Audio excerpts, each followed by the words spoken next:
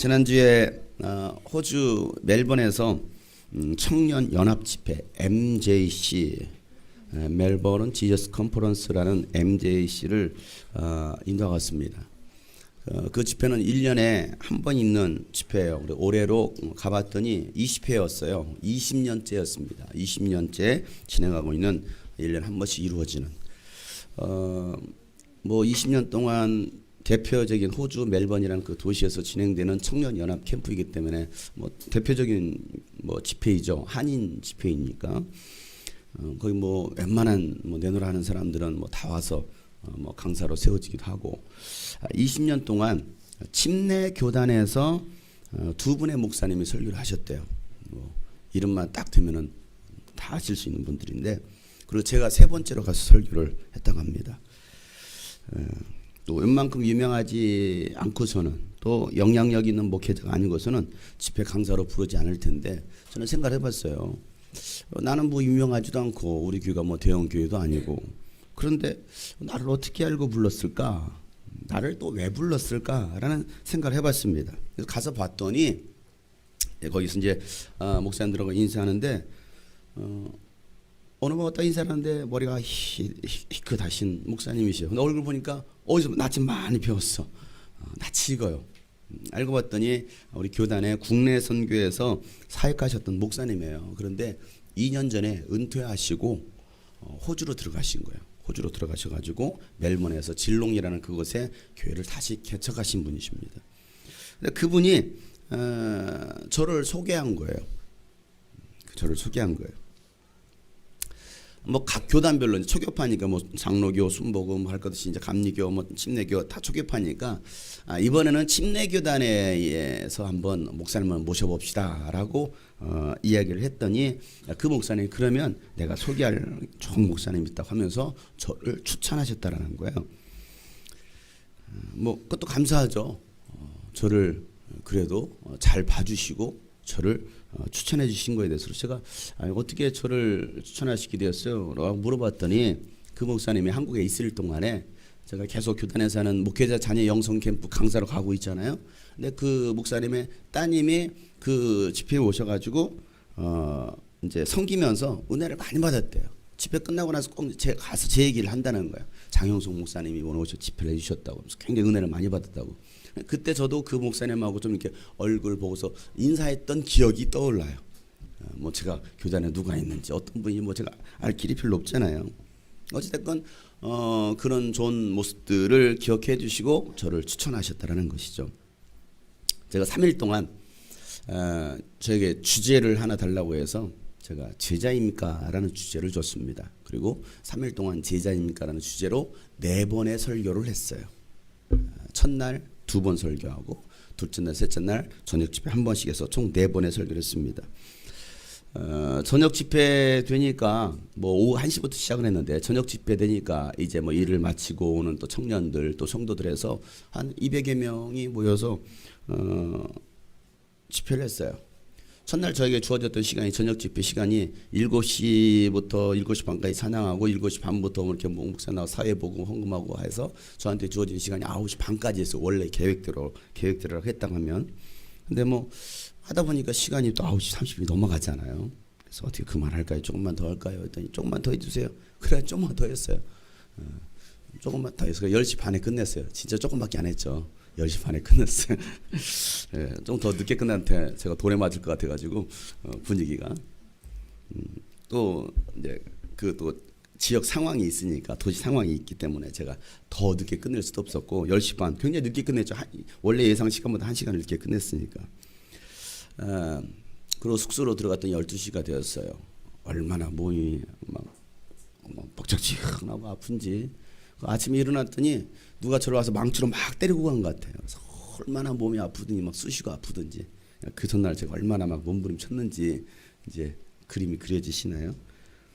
그 다음날 그 목사님 저를 초청했던 그 목사님이 저를 이제 픽업해 오면서 이런 말씀을 하시더라고요. 아침에 집회 참석한 본인 아들에게 물어봤대요. 아들에게 야 어제 집회 어땠냐? 라고 물어봤대요. 그랬더니 그 아들이 하는 말 아빠 내가 지금까지 MJC 집회에 참여한 것 중에 어제가 최고였어 라고 말을 했대요. 어제가 최고였어. 그 말을 들으니까 그 목사님이 기분이 좋지 않겠어요? 자기 아들이 인정을 하니까 자기 아들이 최고였다라는 그 말에 이렇게 올라가시더라고요. 입꼬리가 꼭 올라가시더라고요. 그래서 아 그래요? 그랬군요. 저는 이제 그랬군요.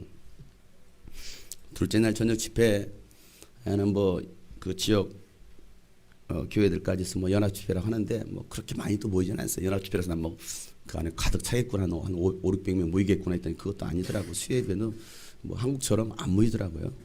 별로 안 모이더라고. 셋째 날 마지막 집회 11시에 끝났어요. 11시. 그것도 제가 굉장히 많이 생략을 해가지고 11시에 끝났어요.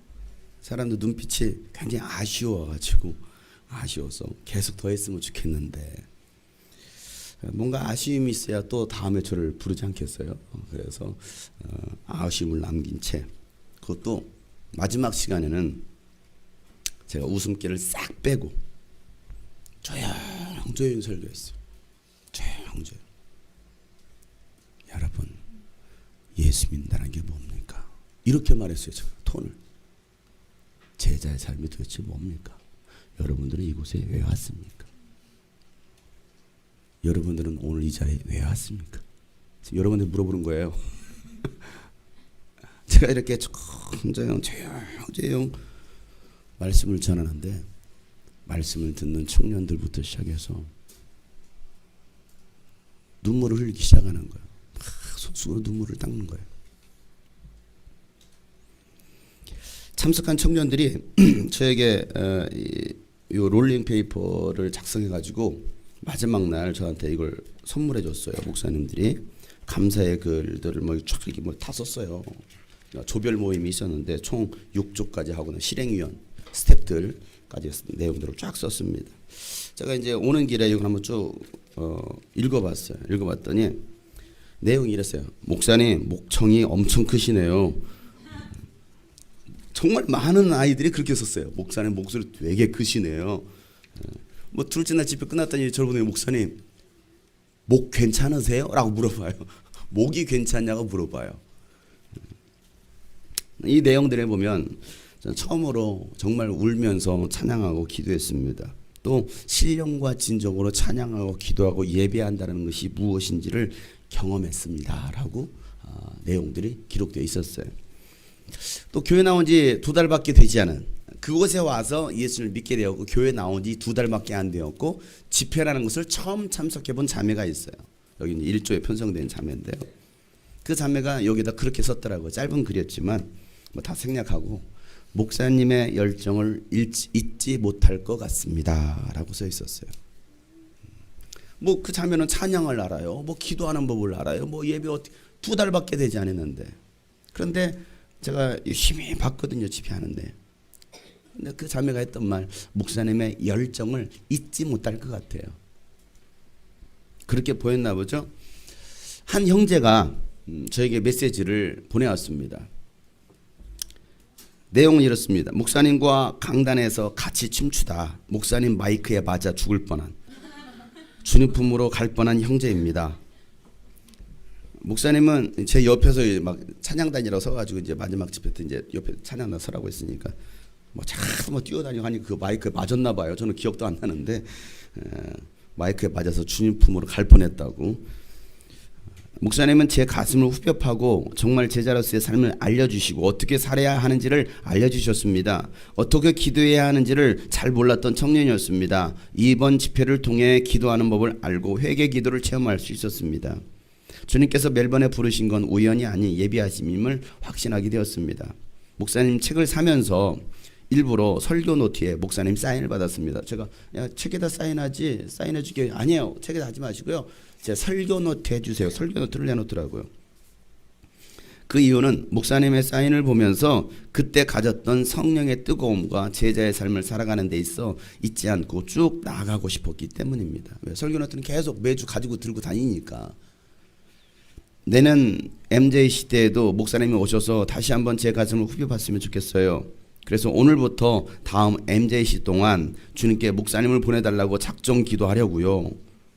한국에서든 세계 각국에서 주님이 목사님을 통해 주님의 일을 행하실 때 항상 은혜 성령 충만이 가득하기를 기도하겠습니다. 뭐 내용을 제가 생략을 했습니다. 금요일 날 이제 모든 일정 마치고 한국으로 돌아오려고 이제 공항에 도착했습니다. 공항에 도착했더니 한 자매로부터 장문의 메시지가 왔습니다. 벌써 눈 감고 있는 사람이 있어요. 설교 시작한 지 5분밖에 안 됐는데 누구라고 이름을 호명해야 되겠습니까? 다 상상하시나요? 공항에 딱 앉아 있는데 카톡이 왔어요. 카톡이 왔어요. 이렇게 시작했습니다. 3일 동안 정말 예수님만 외치시다가 가신 목사님의 발자국이 너무나 선명하게 제 앞에 새겨져 있습니다. 라는 얘기였어요. 3일 동안. 저는 이제 사실은 설교할 때 항상 큰 고민이 그거예요. 내가 혹시 사람의 소리, 딴소리 하지 않을까? 그냥 내 얘기하다 가지 않을까? 내 자랑하다 가지 않을까? 저는 이 정말 항상 조심스럽습니다. 설교하는 자리가 정말 두렵고요. 무슨 설교를 해야 될지도 사실은 잘 몰라요. 물론 어느 정도의 틀은 가지고 있지만 제가 올라가서 뭐 원고 설교하는 게 아니잖아요. 주일날 같은 게 제가 원고 설교합니다. 원고 그대로 거의 대부분 읽어요. 이렇게 부연 설명 하는 거 빼고서는요. 유머까지 개그까지 다 써 있습니다. 여러분의 반응까지 다 표시를 해놔요. 그러니까 주일날은 제가 대본 설교를 하거든요. 근데 집회 가서는 대본 설교 안 하잖아요. 주제만 주고 성경 본문만 주고 올라갈 때까지 무슨 설교하지? 어떻게 설교하지? 고민합니다. 고민해요. 그리고 딱 올라가요. 올라가고 시작하는 거예요. 그리고 이제 찬양으로 시작을 하죠. 왜 찬양으로 시작할까요? 설교할 내용이 떠오르지 않으니까.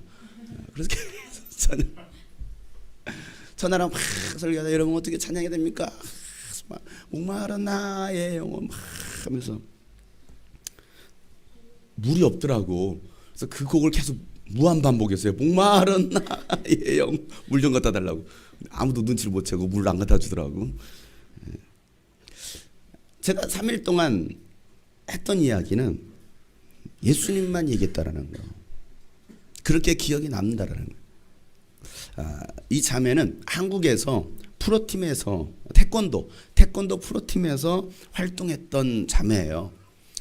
전혀 사진하고 얼굴하고 이거 안 맞아요. 태권도 하면 굉장히 좀 뭐 그럴 것 같잖아요. 근데 이 자매 키도 굉장히 커요. 키도 큰데 아주 허리허리하게 예쁘게 생겼어요. 누가 봐도 진짜 아가씨야. 누가 봐도 정말 아가씨 같아. 그런데 태권도 프로팀으로 활동하다가 호주에서 태권도 양성을 위해서 스카우트 제의받아서 호주에 온 자매예요. 그러니까 웬만한 자매는 아니죠. 프로니까.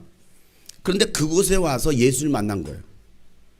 예수를 안 믿었던 자매인데 멜번에 와가지고 예수를 믿게 되었고 교회를 다니기 시작하면서 자신이 가장 사랑했던 자신이 하는 것은 태권도 때문에 살아온 인생이니까. 그런데 그 모든 것들을 다 내려놓고 교회에서 3년 동안 전도 훈련 받으면서 신앙생활하고 있는 자매인 거예요. 그리고 이렇게 이제 내용을 써왔어요. 평생 해왔던 태권도를 내려놓고 태어나서 한 번도 해보지 못한 일들을 하며 3년 정도 훈련 받았지만 믿지 않는 부모님은 점점 더 이해하시지 못하시고 매일 전화로 달래기도 하시고 화도 내시고 그래도 안 되면 결국 펑펑 우시면서 왜 그러고 있는지 이해가 안 된다고 하시는데 할 수 있는 말이 아무것도 없어서 너무나 힘들었대요. 그렇잖아요. 믿지 않는 부모가 뭘 너 미친 거 아니야? 너 멜번 가더니 너 교회에 미친 거 아니야? 하면서 막 난리를 치는 거예요. 생각해 보세요. 호주에서 태권도를 위해서 스카우트 받은 자매인데 그걸 내팽개치고 교회에서 사는 거예요. 교회에서. 여러분 부모라면 어떻게 하시겠어요? 당장 오라고 안 하겠어요? 미쳤다고 하지 않겠어요? 그런데 할 말이 없는 거예요. 그렇게 말을 하는데도. 그런데 그렇게 자신이 정말 소중히 여겼던 그 태권도를 내려놓을 수밖에 없었던 이유, 쉬운 게 아니잖아요. 여러분 같은 그런 상황에서 어떻게 하시겠어요? 어떻게 보면 한국에서 프로팀으로 생활하다가 호주로 스카우트 받았으면 여러분 성공했다라고 말하는 일반적인 세상적인 말로 말하면 성공했네라고 말하잖아요. 성공했네. 내려놓은 거예요. 누구 때문에? 예수님 때문에. 복음 때문에. 미친 거죠. 내려놓고 거기서 신앙생활하다가 또 다른 나라에서 또 스카우트 제의를 받아가지고 도저히 안 되겠다 해서 티켓까지 끊어놓고 이제 가자라고 했는데 가려고 하는데 티켓까지 사놓고 그 다른 나라로 또 스카우트 받아서 가려고 하는데 성경 읽다가 베드로가 부활하신 예수님 만났음에도 불구하고 고기 잡으러 가는 그 모습이 딱 또 자기 모습 같더라는 거예요. 결국은 그 티켓도 취소하고 여전히 그 땅에 남아있는 거예요. 태권도로 복음 전파에 대한 꿈이 막연히 있었을 때에 부르짖어 얻은 태권도 이름이 바로 미션 태권도라는 거였습니다. 하나님의 그 음성을 듣는 순간 가슴이 터질 것 같고 주먹에 불끈 쥐어졌지만 시간이 지난 후 또 흐려져가는 그런 하나님의 음성이었는데 어제 마지막 시간이었거든요. 어제 목사님의 입술을 통해 단 한 번이지만 사명, 미션이라는 음성을 다시 듣게 될 때 눈물이 그냥 터졌습니다. 제가 마지막 소리가 나의 사명에 관한 설교였거든요. 나의 사명. 여러분 나에게 사명이 있습니다. 나의 사명하고는 제가 미션이라는 단어를 썼어요. 웬만한 제가 영어를 안 쓰는데 미션이라고 했어요. 근데 그 사명에는 이 미션이라는 단어 하나가 가슴에 팍 박혀버린 거예요. 그 단어를 듣는 순간 눈물을 펑펑 쏟기 시작한 거예요. 언제가 될지 모르지만 예배자로 이 길을 묵묵히 걸으며 십자가 질 때 하나님의 미션은 저를 통해 반드시 온 세계 열방으로 이루어질 것입니다. 하나님이 찾는 그 한 사람이 저라는 것, 그것이 다른 어떤 이유와 부연 설명을 듣지 않아도 십자가 질 수 있는 힘이 되었습니다. 목사님의 외침과 눈물이 멜번의 많은 청년의 가슴을 쳤습니다. 그중 저의 가슴에 박혔습니다. 늘 응원하고 기도하겠습니다. 라는 그런 내용이었어요. 그러고 나서 금요일 저녁에 또 셀 모임을 하면서 가정의 셀 모임을 하고 또 함께 서로 눈물로 그런 은혜들을 나눴다라는 거예요. 그 모임이 끝나고 길거리 시키면 시티로 나가서 마약, 술에 취한 사람들 그들을 막 홈리스라고 하죠. 그들을 만나가지고 복음을 전하는 거예요. 근데 이전에 그런 모습 가지고 복음을 전했던 모습하고 은혜 받고 나갔을 때 모습이 완전히 다르더라는 거예요. 참 귀한 간증이었어요. 마지막 날 집회 때는 이 호주 목사님이 계셨어요. 호주 목사님이. 그분은 한국말을 전혀 못 알아듣는 분입니다. 처음에는 이제 계속 온전히 설교하니까 뭔 말인지 못 알아듣잖아요. 분위기만 보는 거예요. 분위기만. 그러다 이제 뭔 말인지 못 알아듣으니까 뭐 다른 거 하다가 그러다 이제 통역기를 귀에다 갖다 놓고서 이제 뒤에서 통역을 해주기 시작했어요. 그때부터 제 설교를 듣기 시작한 거죠. 호주 교회가 굉장히 조용해요. 호주 교회가.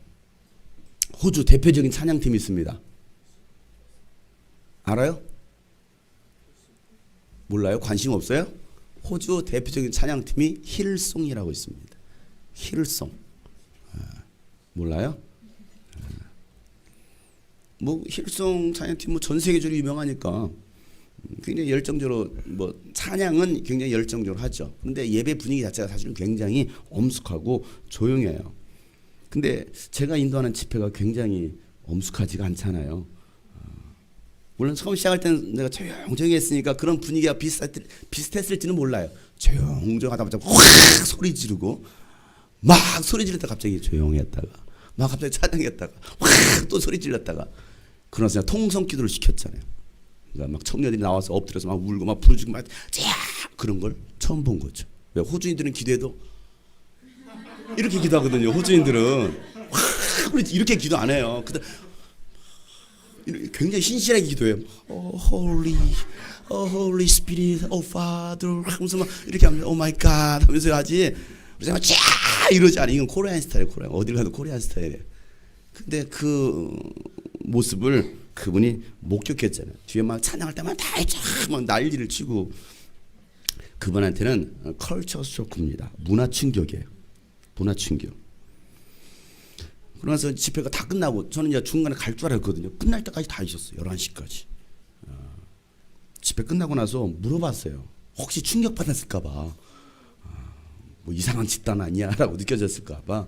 집회 어떠셨어요? 제가 물어본 게 아니고 다른 목사님. 그 목사님은 초청한 다른 목사님 물어봤어요. 집회 어떠셨어요? 라고 물어봤더니 이분이 하시는 소리가 이번 이 집회를 통해 자신은 성령의 강력한 기름 부으심을 경험하게 되었습니다.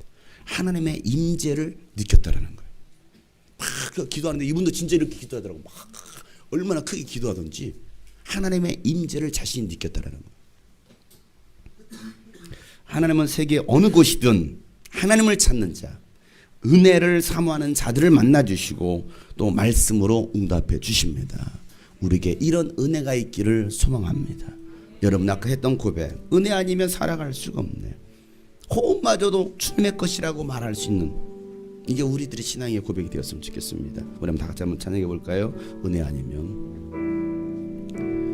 은혜 아니면 살아갈 수가 없네. 호흡마저도 다 주의 것이니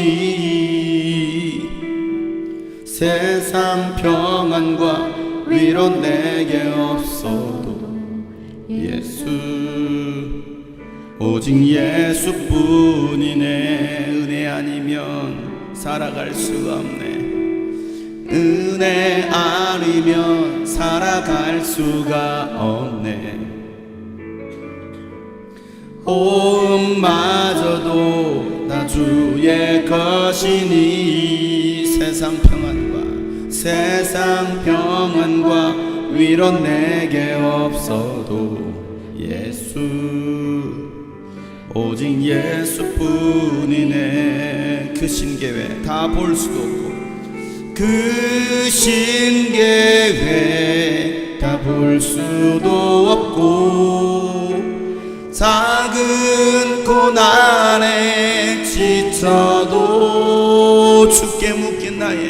주께 묶인 나의 모든 삶 버티고 견디게 하신 그 신계획 다 볼 수도 없고, 그 신계획 다 볼 수도 없고, 작은 고난에 지쳐도 주께 묶인 나의 모든 삶 버티고 견디게 하시네. 은혜 아니면 살아갈 수가 없네. 나의 모든 것 다 주께 맡기니, 나의 모든 것 다 주께 맡기니, 참된 평안과 위로, 참된 평안과 내게 주신 주 예수, 오직 예수뿐이네. 참된 평안과 위로 내게 주신, 참된 평안과 위로 내게 주신 주 예수, 오직 예수뿐이네. 예수, 오직 예수뿐이네.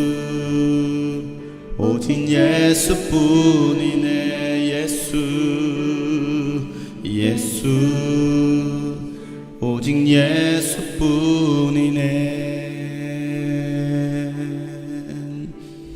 여러분, 정말 이렇게 고백할 수 있나요? 오직 예수뿐이라고.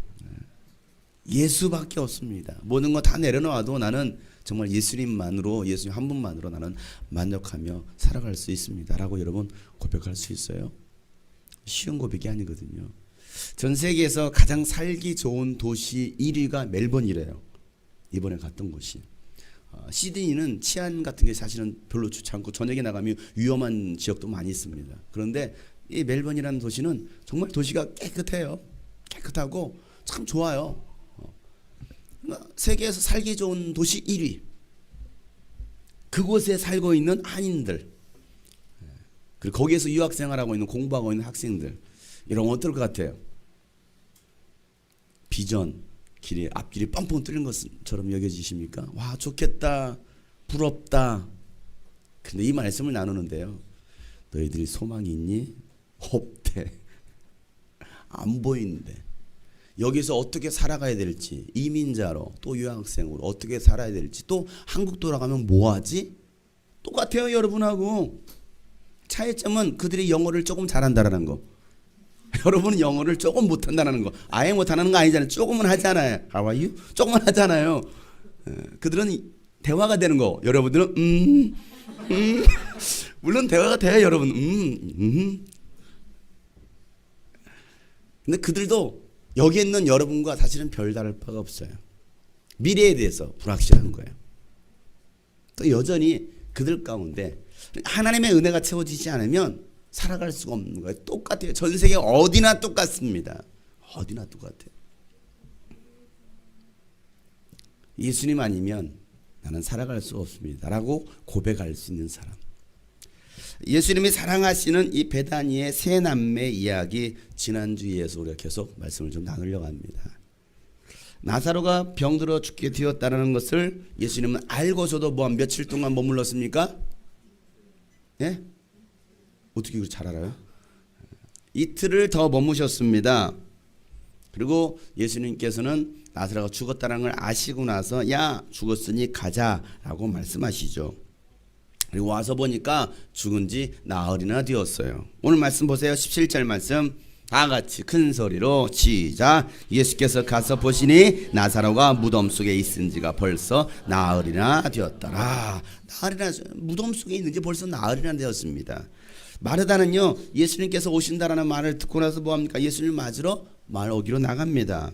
그리고 예수를 만났던 마르다가 하는 말 뭐라고 말하죠? 21절 22절 시작. 마르다가 예수께 말하였다. 주님이 여기에 계셨더라면 내 오라버니가 죽지 아니하였을 것입니다. 그러나 이제라도 나는 주님께서 하나님께 구하시는 것은 무엇이나 하나님께서 다 이루어질 줄을 압니다. 자, 오늘 이 마르다 이야기 이 말이 무슨 말입니까? 쉽게 말하면 왜 이제 오셨어요? 아니 진작 보냈잖아요. 예수님 조금만 일찍 오셨으면 우리 오라버니가 죽지 않았을 텐데 왜 이제 오셨어요? 죽은 지 벌써 나흘이나 되었다고요 하면서 그런데 이제라도 오셔서 감사해요. 이제라도 오셨으니 예수님께서 하나님께 구하시는 것은 무엇이나 다 하나님께서 다 이루어 주실 줄 내가 믿습니다 라고 말을 합니다. 얼마나 신실한 말이에요. 그 말을 들었던 예수님 뭐라고 말씀하십니까? 그래 내 말대로 네가 방금 말한 대로 내 오라버니가 살아날 것이다 라고 말씀하십니다. 23절 성경을 통해서 크게 읽어보세요. 시작. 예수께서 마르다에게 말씀하십니다. 내 오라버니가 다시 살아날 것이다. 네. 그래 네 말대로 네 오라버니가 살아날 거야 라고 말을 하자 마르다가 예수님의 말씀을 듣고 뭐라고 말대꾸를 합니까? 24절이에요. 다 같이 마르다처럼 한번 해보세요. 시작. 마르다가 예수께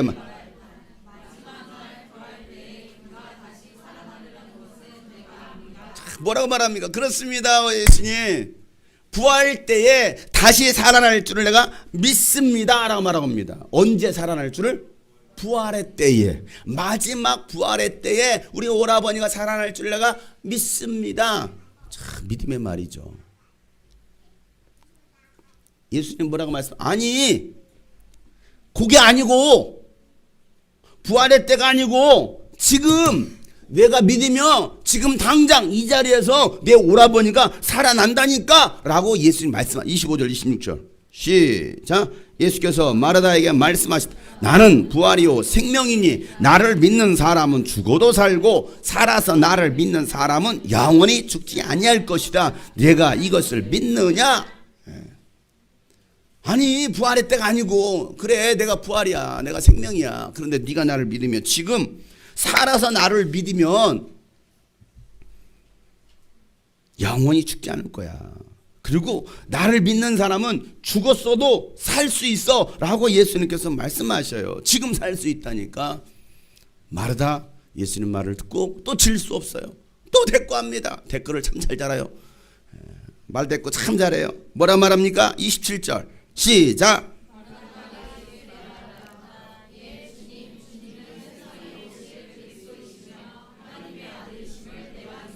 뭐라고 말합니까? 예 주님 주는 그리스도시요 하나님의 아들이심을 내가 믿습니다. 끝까지 믿음의 말 얼마나 잘합니까? 그거 다 믿어 뭐든 다 믿습니다. 믿음 참 좋아요. 믿음 참 좋아요. 이렇게 말하고 뒤돌아서 집으로 돌아갑니다. 그리고 뭐합니까? 그의 동생을 불러요. 참 이 마르다 말은 참 잘해요. 믿는다고는 참 잘합니다. 주는 그리스도시요 살아계신 하나님의 아들이십니다라고도 고백은 참 잘해요. 이 가운데 여러분 주는 그리스도시요 살아계신 하나님의 아들이십니다라고 고백하지 못하는 사람이 있어요? 예수님 누구십니까? 주는 그리스도시요 살아계신 하나님의 아들이십니다. 침례식 때 다 고백합니다. 고백은 참 잘합니다. 그러나 그의 믿음은 불가능을 가능케 하는 믿음은 아니었어요. 그냥 이론이었습니다. 교리적으로 믿는 거예요. 교리적으로. 마르다가 집에 도착하고 마리아를 조용히 부릅니다. 마리아 부릅니다. Come on. 불렀어요. 그러니 조용하게 다른 사람들 못 듣게, 야, 예수님이 너 부르신다. 얼른 가봐. 그리고 예수님께 보내요. 부르지도 않았는데 불렀다라는 거야. 성경 어디 예수님 불렀다라? 마리아 좀 불러달라. 불러지 않았어요. 그냥 자기가 할 말만 하고 가버렸어요. 그리고 가가지고 마리아에게 말하는 거예요. 예수님께서 부르신다. 야, 효원아, 목사님 너 부르신다. 너 이뻐하잖아. 가봐. 이러고 시키는 거야. 부르지도 않았는데. 왜 그랬을까? 가만히 생각해 보면요, 마르다, 사랑하는 오라버니, 가족을 잃은 정신적인 충격이 커요. 사람의 가장 스트레스 받는 게요, 정신적인 스트레스 중에 가장 높은 지수가 가족이 죽었을 때예요. 가족을 잃어버렸을 때. 지금 마르다가 사실 그런 상황이잖아요. 충격을 받은 거지. 예수님 오셔서 살려줄 걸 기대했는데 예수님 오시지 않았어. 뒷북쳤어. 뒤늦게 왔어. 오라버니 죽었어. 더 이상 가능성이 없어. 왜? 이미 무덤 속에 있는지 나흘이나 되었기에 시체가 썩었어. 그런 예수님 뭘 할 수가 있겠어? 그러나 나는 그래도 예수님 믿어요. 이제라도 와줘서 고마워요. 감사해요. 라고 부활의 때 내 오라버니가 살 걸 나는 믿어요. 불신의 말이 아니에요. 믿음의 말입니다. 믿음의 언어를 쓰고 있습니다. 믿음의 언어를 쓰고 있지만 이게 현실로 이루어지지 않는 거예요. 정신적 충격이 크면요, 그럴 수 있어요. 여러분, 정신적 큰 충격 받았을 때 기도가 되나요? 정말 믿어지나요? 입술로는 하나님 해결해 주실 줄 믿습니다 하면서 다른 걸 찾고 있어. 기도는 하는데 다른 걸 찾고 있지 않나요? 이게 믿음이 100%의 믿음이 되지 못하는 거예요. 마리아가 예수님 계신 곳으로 달려갑니다. 그런데 예수님 뭐합니까? 마을 입구에 그대로 계십니다. 서 계셔요. 그리고 마리아도 마르다가 했던 말 그대로 똑같이 합니다. 예수님이 여기 계셨더라면 우리 오라버니가 죽지 않았을 텐데 하면서 마리아가 막 울어요. 예수님은 이 울고 있는 마리아, 또 그 마리아 뒤를 따라왔던 그 유대 사람들을 보면서 마음이 굉장히 괴롭습니다. 그리고 예수님께서도 눈물을 흘리십니다. 35절 말씀 큰 소리로 짧지만 크게 읽어보겠습니다. 시작. 예수께서는 눈물을 흘리셨다. 예수님이 눈물을 흘렸어요. 왜 눈물을 흘리셨을까요? 예수님의 눈물의 의미는 도대체 뭘까요? 여러분들도 눈물을 흘리잖아요. 어느 때 눈물을 흘리십니까? 감동이 될 때, 슬플 때, 너무나 억울할 때. 여러분, 예수님께서 눈물을 흘리십니다. 예수님께서 왜 눈물을 흘리실까요? 예수님을 제대로 알지 못하고 제대로 믿지 못하는 그들을 보면서 예수님은 눈물을 흘리시는 거예요. 내가 왔잖아. 그래서 내가 왔잖아. 이제라도 왔잖아. 아니, 예수님께 늦게 오신 이유가 다 있었잖아요. 사실은 예수님이 어떤 분인지를 하나님께로 오셨다는 사실을 알게 하시려고, 또 예수님을 통해서 하나님의 영광을 돌리기 위해서 예수님께 일부러 늦게 오신 거였단 말이에요. 그럼에도 불구하고 그들은 예수님이 어떠한 분인지 제대로 알지 못하고 믿지 못하는 거예요. 왜 나를 믿지 못하지? 내가 그렇게 말을 하는데 왜 너희들은 나를 믿지 못하지? 예수님은 그게 너무나 안타까워서 눈물을 흘리십니다. 말은 잘해요. 교회 오래 다녀보세요. 5년 10년 다녀보세요. 말은 기가 막히게 잘합니다. 믿음의 언어, 긍정의 언어 잘 씁니다. 또 양육도 받고 성경 공부도 많이 해서 교리적으로 많이 아는 것 같은데, 문제는 큰 고난을 당하니까, 인생에 큰 고난을 당하니까 예수님을 사실적으로 지금 당장 이루어질 수 있는 그 일들로 인정하지 못하더라는 거예요. 교리 속에 가둬버린 예수. 내 이성으로, 내 교리로, 내 경험으로 그냥 가둬버리는 예수. 불가능을 가능케 하시는 예수가 아닌 거예요. 예수님도 어찌할 수 없어. 여러분 어떻습니까? 우리가 고난 당할 때에 우리의 믿음의 크기를 봅니다. 내 믿음이 얼마나 큰지는요, 여러분이 큰 고난을 당해보면 내 믿음이 어느 정도인지가 딱 드러나요. 그 큰 고난 앞에 그냥 무너져 버리는 사람이 있어요. 파도에 휩쓸려 가는 사람도 있어요. 어떤 사람은요, 그 큰 파도를 즐기는 사람이 있습니다. 서핑, 파도가 클수록 더 좋아, 더 신나, 스릴 있어, 재밌어. 파도를 뚫고 가는 사람. 어떤 사람은 그 파도에 싸대기를 맞는 사람.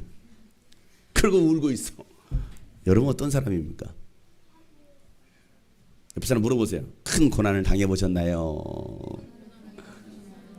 당신의 믿음의 크기는 얼만큼입니까? 얼만큼이라 여러분. 믿음의 크기 얼만큼입니까? 고난을 당해보면 그 사람의 믿음이 다 나옵니다. 그래서 큰 일을 당해봐야 진짜 믿음이 나오는 거예요. 진짜인지 가짜인지.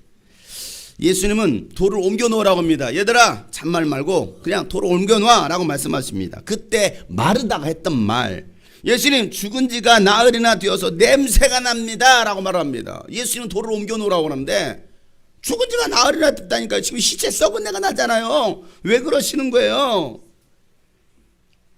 왜 안 되는 일을 하시려고 합니까? 라고 말하는 거예요. 왜 안 되는 일을 하시려고 합니까? 불가능합니다. 예수님도 이번만큼은 하실 수가 없어요. 헛수고하지 마세요. 물로 포도주 바꾸는 거 그건 할 수 있을지도 모르겠네요. 근데 죽었다니까요. 완전 썩었다니까요. 안 돼요. 안 돼요. 예수님은 믿음 없는 그 마르다를 보시면서 화를 내십니다. 이제 화가 나는 거야. 참다 화가 나는 거예요. 40절 시작. 예수께서 마르다에게 말씀한 네가 믿으면 하나님의 영광을 보게 되리라고 내가 네게 말하지 않았냐? 뭐라고 말하고 있습니까? 이거 예수님께서 절대 부드러운 억양으로 부드러운 톤으로 말씀, 내가 믿으면 하나님의 영광을 보게 되리라고 말하지 않냐, 이렇게 말하는 게 아니에요. 내가 여기는요 그 분위기가 계속 예수님 막 스트레스 받으면서 예수님 스스로가 막 울고 뭔가 막 화가 나시는 거야. 왜 믿지 못하느냐? 내가 믿으면 하나님의 영광을 보게 되리라고 내가 네게 말하지 않았느냐? 우리 부모님들이 애들한테 말해도 말귀를 못 알아들어. 그럼 어떻게 말합니까? 그래도 조곤조용히 얘기하시는 분, 물론 간혹가다 그런 분 계시더라고. 천사표가. 우리는 다 악마표야. 여러분 어때요? 조곤조용히 얘기하시는 분, 그래도 끝까지 참으면서 그래 그래도 내가 믿으며 이렇게 말하는 부모 얼마나 있을까요? 예수님도 야 내가 믿으면 하나님의 영광을 보게 될 거라고 내가 되게 말하지 않았느냐? 몇 번을 말했느냐? 내가 믿으면 오늘도 주님 우리가 말씀하시는 거예요. 내가 나를 믿으면 예수님이 누구인지를 알고 내가 나를 믿으면, 죽은 자를 살리시는 예수를 믿으면 되는데 이 믿음이 없는 거예요. 예수님에 대한 믿음보다는 보이는 현실이 더 커요. 예수님은 죽은 나사로를 부르십니다. 나사로야, 뭐라고요? 나와라. 나사로야, 나와라. 다 같이 시작. 시작. 옆에 사람 보고 시작. 나오너라. 이리 나오너라. 그러자 죽은 나사로가 주님의 음성을 듣고 뭐합니까? 걸어 나오는 거예요. 왜 부르잖아. 나사로? 나사로라고? 살아서 나와. 걸어 나오는 거예요. 죄송합니다. 주님의 음성을 들으면 여러분 죽은 자도 살아납니다. 주님의 음성을 들으면 마른 뼈도 살아납니다. 썩은 살도 새 살이 돋아납니다. 이게 성경에서 말하고 있는 거예요.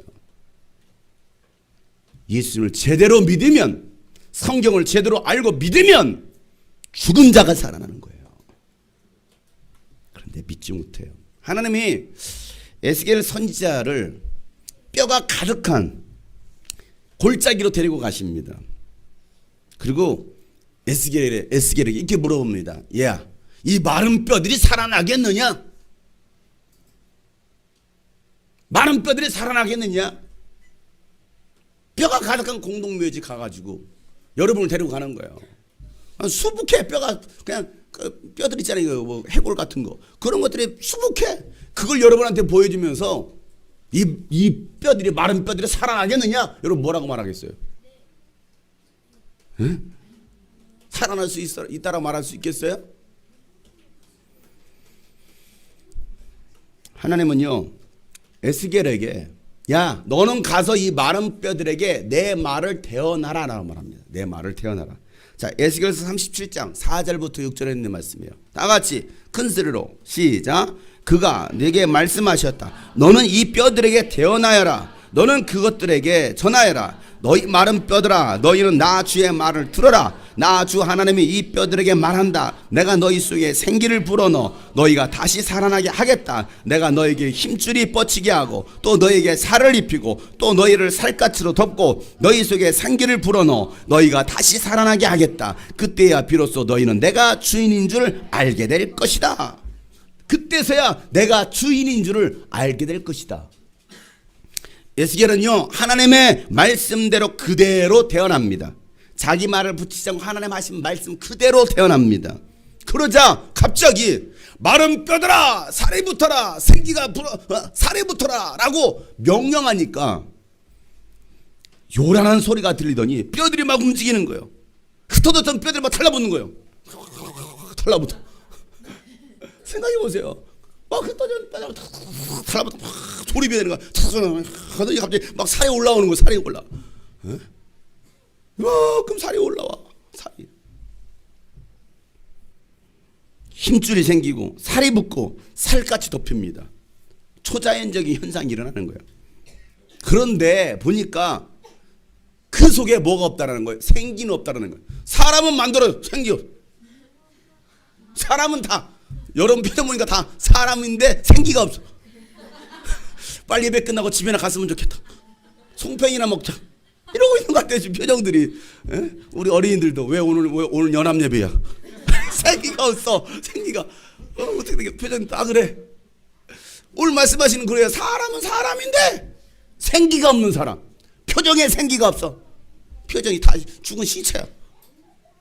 왜 그래요? 그때 하나님은 다시 태어나라고 말씀하십니다. 뭐라고 태어나라고 말씀하시냐? 9절 시작. 그때에 그가 내게 말씀, 사람아 생기에게 태어나여 이렇게 일러라. 나 주 하나님이 너에게 말한다. 너 생기야 사방에서부터 불어와서 이 살해당한 사람들에게 붙어서 그들이 살아나게 하여라. 아멘. 다시 한번 너 생기야부터 큰 소리로 진짜 마른 뼈들에게, 죽은 시체들에게 여러분 선포하는 거야. 여러분의 영혼을 향하여, 여러분의 교회를 향하여 선포하는 겁니다. 너 생기야부터 시작.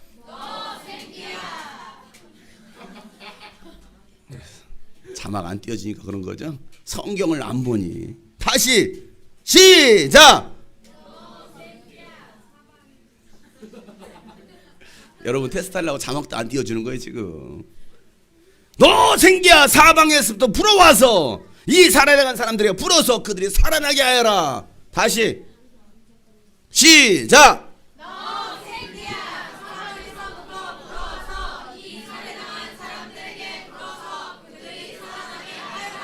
아멘.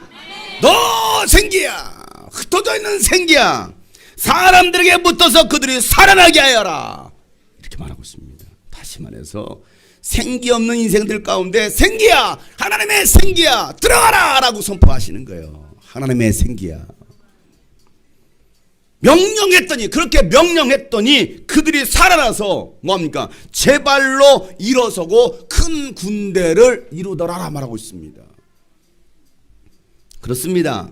하나님의 생기, 하나님의 영, 하나님의 말씀이 들어가면 죽은 자도 살아납니다. 죽은 가정도 살아납니다. 죽은 교회도 살아납니다. 죽은 민족도 살아나게 되어 있어요. 뭐가 들어가면요? 하나님의 생기가 들어가면. 하나님의 생기가 들어가면. 내 힘으로 안 돼요. 내 가정, 내 자식들, 내 형제 부모, 내 힘으로 안 됩니다. 그러니 우리는 명령하는 거예요. 뭐 하라고요? 하나님의 생기야, 자녀들 가운데 들어가라. 하나님의 생기야, 믿지 않는 내 형제들 부모에게 들어가라. 하나님의 생기야, 우리 교회 가운데 흘러넘쳐라. 명령하는 거예요. 근데 믿지 못하면, 명령하지 않으면 그대로 있는 거예요. 여러분의 가정이 살길 원하십니까? 여러분의 자녀들, 형제들, 부모가 살길 원하십니까?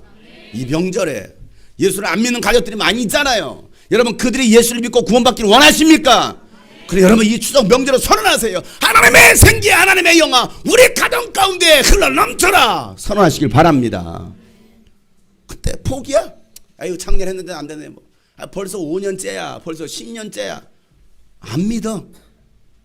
이론은 믿는데 실제로는 못 믿는 거예요. 마르다처럼 마리아처럼. 선언하세요. 선포하세요. 또 선포하세요. 마른 뼈들아 살아나라. 하나님의 생기야 들어가라 라고 선언하는 것입니다. 요한복음 6장 23절 말씀에 예수님께서 말씀하셨던 거, 생명을 주는 것은 영이다. 육은 아무 데도 소용이 없다. 내가 너에게 한 말이 영이요 생명이다라고 말하고 있습니다. 예수님의 말씀이 영이요 생명이라는 거예요. 예수님의 말씀이 들어가면, 진리의 말씀, 예수 그리스도의 말씀을 들어가면 살아나는 거예요. 예수 그리스도의 말씀이 들어가니까 죽어 보이던 이 멜번의 청년들이 살아나더라 이거예요. 그리고 그들이 움직이고 큰 소리를 내고 비로소 큰 군대를 이루더라. 이게 하나님의 사실 말씀이에요. 예수님의 생명의 말씀이 들어가니까 죽은 나사로가 살아납니다. 예수님의 음성이 들려지니까 죽은 나사로가 살아나는 거예요. 여러분 귀에 예수님의 음성이 들려지지 않는다면 죽은 나사로야 나오너라. 주님의 음성이 들려지지 않는다면 여러분은 여전히 시체로 붕대를 칭칭 감은 채로 그 무덤 속에 갇혀 살게 될 겁니다. 그러나 여러분들이 정말 예수님은 나를 살리신 분이다, 예수님의 말씀은 생명이다 라고 여러분 인정하시고 믿는다면 여러분의 죽은 영혼이, 여러분의 가정이 살아날 줄을 믿습니다. 우리에게 필요한 것은 바로 그 예수 그리스도의 말씀이에요. 예수 그리스도의 말씀이 들어가면 움직인다니까요. 움직여. 첫날 집회를 하는데 도무지 안 움직일 것 같아. 이 청년들이, 이 멜번에 있는 도시들이 안 움직일 것 같아. 이 도시 특성, 호주만의 도시 특성이 있어요. 한국에서 또 뭐 얼마나 선한 것이 오겠는가. 한 번도 들어보지. 내가 물어봤어. 집회 때마다 저 보신 분, 아시는 분 손들어. 아무도 손 안 들어. 그래서 내가 감사합니다 그랬어. 이렇게 저를 몰라주셔서 감사합니다. 왜? 나를 아는 사람이 이렇게 없으니 얼마나 감사해요. 왜 이렇게 처음에 안 모였을까? 또 생각해봤습니다. 한국에서 장용성 목사라는 분이 오는데 한 번도 들어본 적이 없어. 도대체 누구야? 무명한 사람이지 뭐 선한 것이 오겠어? 하고서 참여하지 않은 사람도 있었을 겁니다. 별로 기대감 없이 참여했던 사람들도 많이 있을 것입니다. 그런데 웬걸 하나님의 말씀이, 예수 그리스도의 말씀이 그 땅에 떨어지니까 움직이지 않던 그 청년들이 움직이기 시작하더라고요. 둘째 날, 셋째 날 보니까요, 제가 카메라 찍고 다녔어요. 보니까 시키지 않아도 그 아이들이 기도를 하더라고요. 찬양을 하기 시작하고. 사랑하는 성도 여러분, 우리 영혼이 마른 뼈와 같습니다. 내 영혼이 마른 뼈 같아요. 예수님의 말씀 내 영혼에 담아야 됩니다. 내 영혼이 주님의 음성을 들어야 됩니다. 그래야 살아나는 거예요. 믿음 없는 사람들은 더 이상 안 된다고 말을 하지만 예수님은 믿음 없는 우리를 보시고 눈물을 흘리시는 거예요. 너 왜 믿지 못하느냐? 너 왜 믿지 못하느냐? 예수님께서 그 가정을 사랑했음에도 불구하고, 예수님과의 친밀한 관계도 있었음에도 불구하고 그냥 좋으신 예수님인 거야. 좋으신 하나님, 인자와 자비와 사랑 찬양을 해. 부활의 때 내가 다시 살 줄을 믿습니다. 그렇게 찬양도 합니다. 그런데 진짜 믿느냐? 예수님 오늘 그걸 우리가 물어보시는 거예요. 그렇게 믿음 없는 우리를 보시고 오늘 또 눈물을 흘리고 계시지 않을까? 예수님의 죽은 자를 살리시자 예수를 믿는 사람들이 있는가 하면 또 예수님을 죽이려고 하는 사람들이 있습니다. 은혜 받는 사람이 있는가 하면 죽이려고 하는 사람들이 있습니다. 그 당시 대제사장이었던 가야바는요, 예수님의 죽음에 대해서 이렇게 말을 합니다. 50절 말씀 다 같이 시작. 한 사람이 백성을 위하여 죽어서 민족 전체가 망하지 않는 것이 당신들에게 유익하다는 걸 생각하지 못하고 있어? 자, 하나님은요, 이 가야바 대제사장 입을 통해서 예수님의 죽음이 어떤 죽음인지에 대해서 예언하게 하십니다. 그 사람이 그냥 스스로 고백한 게 아니에요. 하나님이 그 입술을 통해서 예언하게 하시는 거예요. 예수님의 죽음은 그저 한 사람의 죽음이 아니라는 겁니다. 야, 이 한 사람이 죽어서 자기는 자기 편에서 얘기하는 거예요. 야, 이 한 사람이 죽어서 온 백성과 민족을 구원하시려는 하나님의 계획이야 라고 말하는 거예요. 온 민족이 하나 되게 하시려는 하나님의 계획. 우리가 복음을 전하는 이유가 바로 여기 있는 겁니다.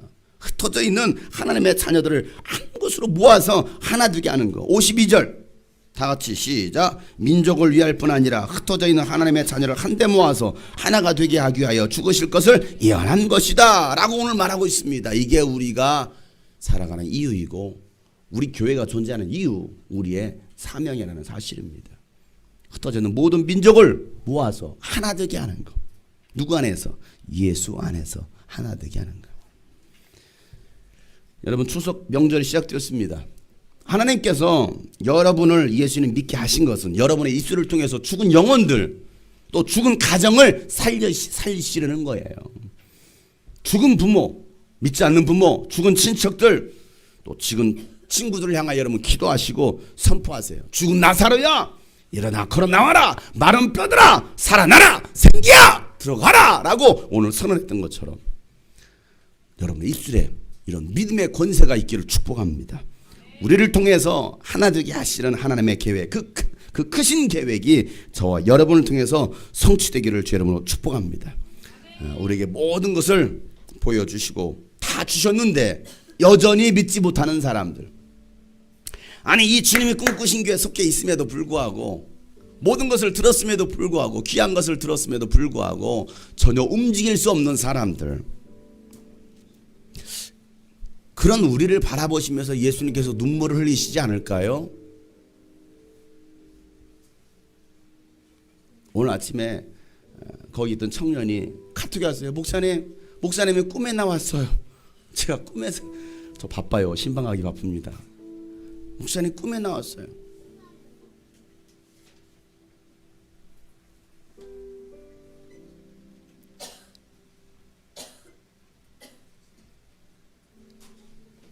그들이 했던 고백들 3일이었지만 비록 짧은 시간이지만 너무나 행복했어요.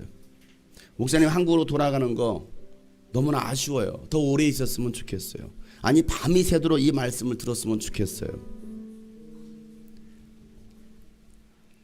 그 영혼들을 보면서 눈물을 흘릴 수밖에 없었어요. 그럼 저는 이곳에 와서 여러분의 영혼을 보면서 어떻게 해야 하나. 아니 예수님께서 오늘 우리 성도를 바라보시면서 오늘 이 자리에 나오신 여러분을 바라보시면서 눈물을 흘리고 계시지 않을까.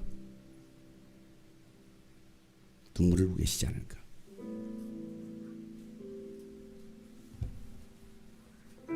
야, 내가 너에게 다 줬는데, 다 보여줬는데,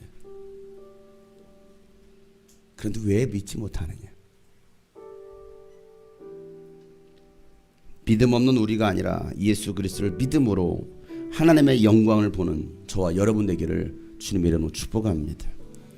그래서 오늘 말씀처럼 죽은 나사로야 걸어 나오너라 말씀하시고, 마른 뼈들아 살아나라. 그 뼈들을 향하여 사람이 형체가 된 큰 군대가 된 그들을 향하여 하나님의 생기야 들어가라 라고 말씀하셨더니 정말 하나님의 생기가 들어가니까, 하나님의 영이 들어가니까 큰 군대를 이루더라는 거예요. 나는 오늘 이곳에 모인 우리 어린이들이, 우리 청소년, 청년, 우리 어른들이 정말 하나님의 큰 군대를 이루기를 주 이름으로 축복합니다. 하나님의 군대. 그래서 우리에게 필요한 것은요, 바로 예수 그리스도의 믿음이에요. 예수님께서 우리를 바라보시고 눈물을 흘리시지 않도록, 우리 주님이 꿈꾸신 교회를 바라보시면서 눈물을 흘리시지 않도록, 여러분의 삶을 바라보고 여러분의 가정을 바라보고 눈물 흘리시지 않도록, 너희들은 뭐가 더 중요해? 뭐가 더 소중해? 뭐가 더 귀해? 라고 말씀하시지 않겠습니까? 우리 오늘 눈물로 하늘의 씨앗을 심는다. 꿈꿀 수 없는 꿈꿀 수 없어 무너진 가슴에 저들의 푸른 꿈 다시 돋아나도록. 다시 우리 오늘 눈물로 하늘의 씨앗을 심는다. 하늘의 씨앗을 심는다. 꿈꿀 수 없어 무너진 가슴에, 꿈꿀 수 없어 무너진 가슴에 저들의 푸른 꿈 다시 돋아나도록. 우리 함께 땀 흘려, 우리 함께 땀 흘려 소망의 길을 만든다. 내일로 가는 길을 찾지 못했던, 내일로 가는 길을 찾지 못했던 저들 노래하며 달려갈 그 길, 그날에 우리 보리라. 그날에 우린 보리라. 새벽 이슬 같은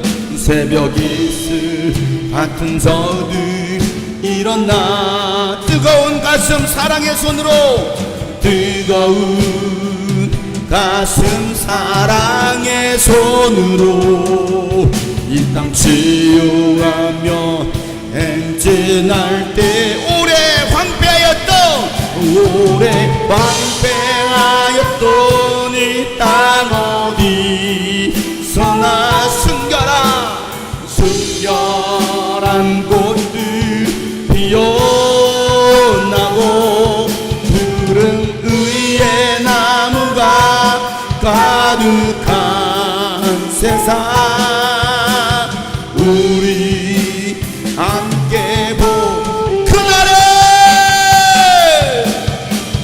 그날에 우리 모리 새벽 이슬 같은 주의 청년들이 일어나게 하여 주옵소서.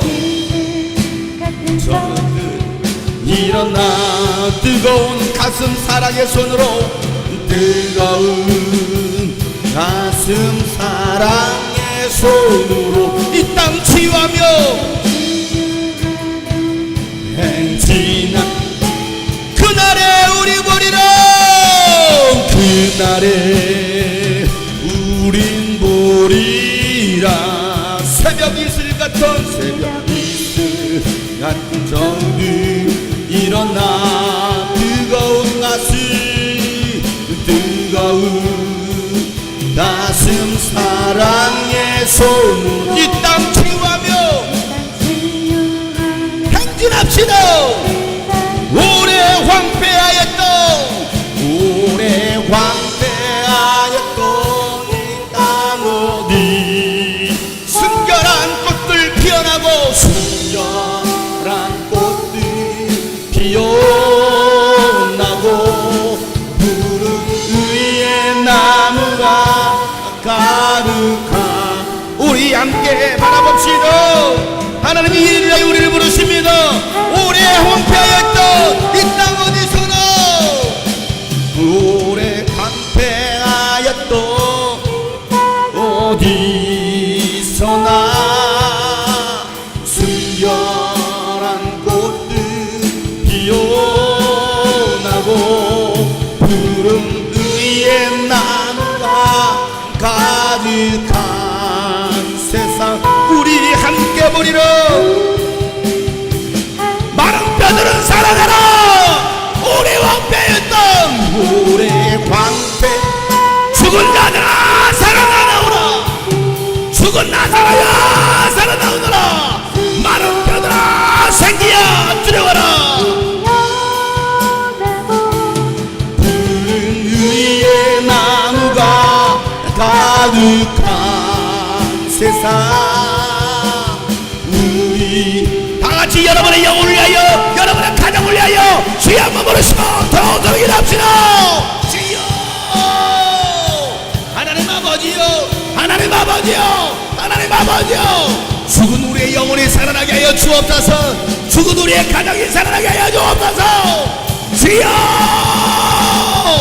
주여 오래 황폐하였던 이 땅 어디서나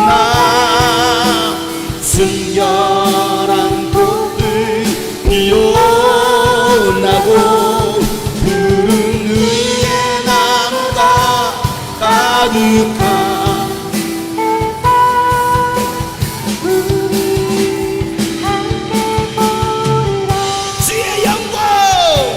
주의 영광 이곳에 가득해 우린 손에 주님과 함께 찬양하며 우리는 선제 나가리 모든 열방 주 볼 때 주의 영광 이곳에 가득해 우린 손에 주님과 함께 찬양하며 우리는 선제 나가리 모든 영광 주 볼 때 주의 영광 이곳에 가득해 우린 손에 주님과 함께 찬양하며 우리는 선진하리 모든 영광 주 볼 때까지 내 눈 주의 영광을 보내 우리 가운데 계신 주님 그 빛난 영광 온 하늘 덮고 그 찬송 온 땅 가득해 내 눈 주의 영광을 보내 찬송 가운데 서신 주님의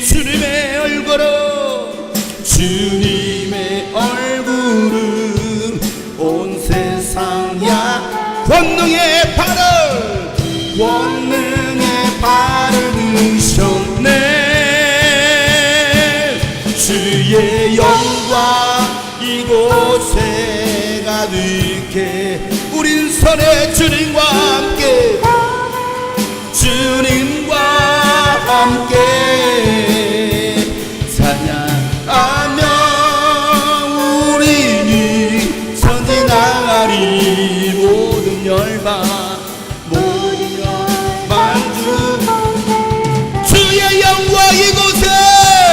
주의 영광 이곳에 가득해 우린 선에 주님과 함께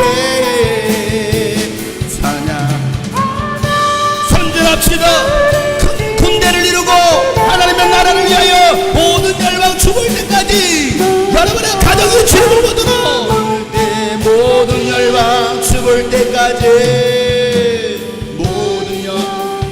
죽은 마른 뼈들은 살아나라 모든 열방 주님을 볼 때까지 주 볼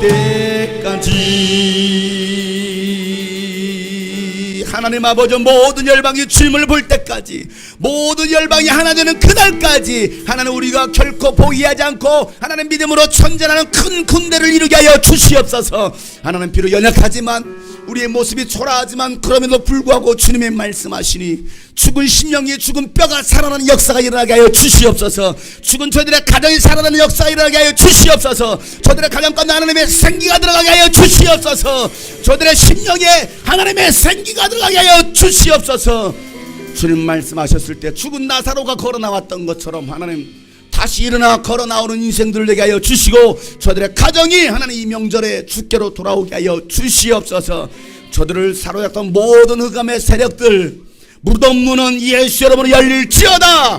모든 어둠의 세력들은 예수 이름으로 따라갈지어다.